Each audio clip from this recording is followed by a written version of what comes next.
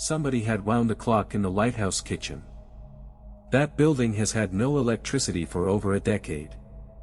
And the clock wasn't just running, it was set 3 minutes fast against a working watch, which meant somebody had checked it and adjusted it on purpose, sometime after we arrived on the island. I didn't notice until the second night. By the time I did, the weather had already made the decision for us. We weren't leaving. I'm a structural inspector. I go into condemned buildings for a living: mills, hospitals, grain elevators, places most people wouldn't walk into for money. I know what settling sounds like. I know whine through broken glass, rats in a wall cavity, the specific groan of a floor joist giving half an inch under its own weight. I know the difference between something explainable and something that isn't. I still can't tell you which one this was. I've had 11 months to decide, and I haven't. My name is Ellen Voss. Last September, a heritage trust hired me and a sound recordist named Marcus Reyes for a 3-night structural and acoustic survey of the lighthouse on Eilean Moor, the largest of the Flannan Isles, 17 miles off the coast of Lewis in Scotland's Outer Hebrides. The light has stood automated and unmanned for decades. It was supposed to be routine, the kind of job I'd done 100 times before. Most people who've heard of the island know it for one thing. In December 1900, 3 lighthouse keepers, Thomas Marshall, James Duckett, and Donald MacArthur, vanished without a trace. A relief boat arrived to find the light fully maintained, a meal half-eaten on the table, a chair knocked over on its side, and no men anywhere on the island. Their bodies were never recovered. The most credible theory, then and now, is that a rogue wave caught one of them on the exposed west landing during a storm, and the others died trying to reach him. A tragedy explained by weather. That's what I believed, standing on the mainland dock with my gear bagged, waiting for the boat that would take us out. Our contact at the trust, a woman named Fiona Carrick, mentioned something before we left that I brushed off at the time. The previous survey crew 2 years earlier had left the island after a single night instead of the scheduled 4. Their report cited equipment malfunction and offered nothing further. Fiona said she'd pressed the lead surveyor about it once, at a conference, and he'd changed the subject twice before finally saying he'd rather not discuss the island again. Ever. I remember thinking that was an odd thing for a professional to say out loud. I didn't think it was a warning. I should have. The crossing took just under 2 hours out of Mayavague on a chartered fishing boat, piloted by a local man named Callum who'd made the run maybe 30 times and clearly wasn't glad to be making a 31st. The swell was moderate, nothing unusual for that stretch of Atlantic water, but Callum kept glancing at the barometer bolted near the wheel like he didn't trust what it was telling him. The island rose out of the haze, looking almost disappointingly ordinary: green-brown cliffs climbing to maybe 200 feet, the ruined walls of a medieval chapel near the summit, and the lighthouse itself, still white, still standing, its lamp room dark behind salt-fogged glass. From that distance it looked like every other decommissioned lighthouse I'd surveyed. I remember being a little relieved by how unremarkable it looked. Landing was the hard part. Eilean Moor has 2 landings, east and west, connected to the lighthouse by a paved path with iron safety railings bolted straight into the rock, installed specifically because the terrain there has always been dangerous, storm or no storm. We unloaded our gear onto the east landing while Callum held the boat off the rocks against the swell. "Back Thursday, weather allowing," he said, not quite looking at either of us. "Radio's on channel 16 if you need me before that." Then, almost as an afterthought, the way people mention things they've already decided not to make a production of, "Stay off the west landing after dark. Steps are bad there." "Bad how?" I asked. "Just bad," he said, and started the engine before I could ask a second time. Climbing the 200 feet of steps to the compound, I noticed the first thing that didn't sit right, though I filed it away as nothing. The safety railing was slick with a dark residue that came off on my glove when I touched it, not rust, which flakes orange-brown, but something that smeared, black, somewhere between oil and ash. I told myself it was like and carried up by sea spray, wiped my glove on my trousers, and kept climbing that we had a key to the tower's ground floor, cut from a copy held by the Northern Lighthouse Board. Inside, the air was cold in a way that had nothing to do with the temperature outside mineral, still, the particular cold of stone that hasn't held warmth in a long time. Marcus went ahead with his recorder to capture ambient sound for the survey, and within the first 15 minutes his levels picked up a low, irregular knocking he couldn't place. Not footsteps. Not wind against loose glass. Old buildings talk, we told each other. I've said that sentence to junior inspectors more times than I can count that we worked the ground floor methodically, the oil store, the stripped engine room where the automated lights old generator once sat. Everything was consistent with 14 years of abandonment. Dust in soft gray drifts. Damp staining down the walls and long brown tongues. A skylight someone had broken decades ago and nobody had ever bothered to board. On the second floor, in what had been the keeper's living quarters, we found a logbook. Not the original 1900 log that's held in a mainland archive, and I'd read the transcription before the trip. This was later, from the 1970s automation conversion, left behind by engineers doing decommissioning work. Most entries were routine. Fuel deliveries. Weather notes. 1, dated 11 days before the final crew visit before automation, read, Marshall's room again.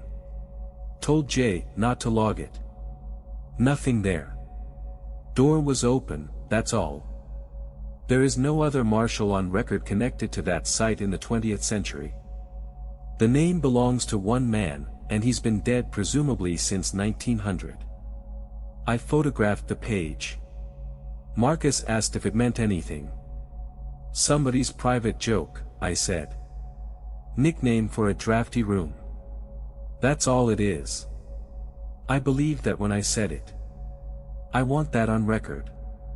That evening, setting up our sleeping gear in the old assistant keeper's room, the driest space left standing, I found the thing that actually unsettled me. A small brass drawer pull, Victorian, sitting on the windowsill. There was no furniture left anywhere in that building it could have come from. Somebody would have had to carry it there and set it down. The first impossibility happened around 1 in the morning, and it was smaller than you'd expect, which is exactly what made it work. I woke to a door closing. Not slamming closed. The specific, unhurried click of a latch finding its seat, the sound of someone who isn't in a hurry. Marcus was asleep beside me. I lay still, doing the thing you do when you're trying to talk yourself down, counting seconds, listening for wind, waiting for the ordinary explanation to present itself. There was wind. There is always wind on that island. But wind doesn't close a door with intention. It bangs it, or it doesn't move it at all. I checked our own door was latched, as I'd left it. Then the corridor. At the far end, the head keeper's room, which I distinctly remembered leaving open that afternoon because we'd photographed inside it, was shut. I stood in that corridor a long time before I made myself go back to bed. I told myself pressure differential from the broken skylight upstairs could theoretically move a door on old hinges. I've seen it happen in other derelict buildings with compromised airflow. It's not impossible. I made myself believe it. In the morning, we reviewed Marcus's audio. Under the wind noise, timed almost exactly to when I'd heard the latch, there was something else. Marcus has recorded professional dialogue for 11 years. He knows human speech from structural noise the way I know a load-bearing wall from a partition. He played it 4 times before he'd say anything. 2 syllables, he said finally. Sounds like, not yet. I told him pattern recognition in white noise is a well-documented phenomenon, that the brain finds language in randomness because that's what brains are built to do. I believed that too. I needed to. The second night was worse, and it came in 3 parts, each one harder to explain away than the last.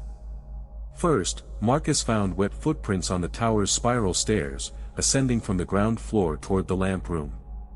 Bare feet, adult-sized, on stairs that were dry everywhere else.